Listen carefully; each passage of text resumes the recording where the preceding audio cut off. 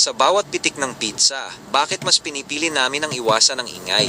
Bilang mga pitchpool creators, ang bawat video na inilalabas namin ay hindi lang basta laro. Ito ay sining ng tamang kalkulasyon, kontrol at matinding konsentrasyon. Ang bawat tira ng pizza na inyong nakikita ay bunga ng maraming take, mga pagkakataong sumasablay kami hanggang sa makuha ang perpektong anggulo na maipapakita sa inyo.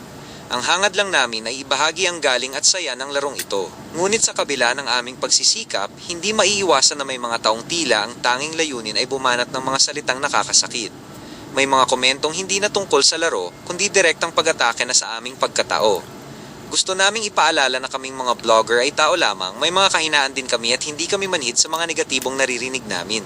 Ito ang dahilan kung bakit sa halip na pumatol, mas pinipili naming lumayo at umiwas. Kapag nakakatanggap kami ng mga toxic na mensahe, madalas ay itinatago na lang namin ito o hindi na sinasagot.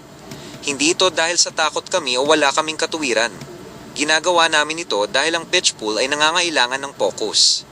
Ang pag-iwas sa mga toxic na tao ay paraan namin para protektahan ang aming mental health.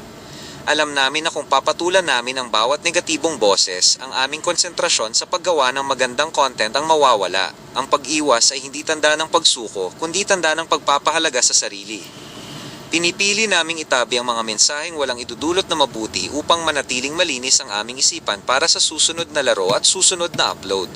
Ang aming enerhiya ay mas gustong naming ibuhos sa pagpapahusay ng aming mga tira kaysa sa pakikipagtalo sa mga taong hindi nakakaunawa sa aming pagod. Sana ay makita ng lahat na sa likod ng screen, may isang creator na nagsusumikap din.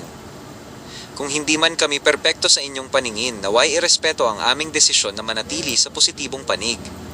Patuloy kaming maglalaro, patuloy kaming magpapakita ng husay sa pitchpool at patuloy naming iingatan ang aming sarili laban sa anumang bagay na sisira sa aming hilig.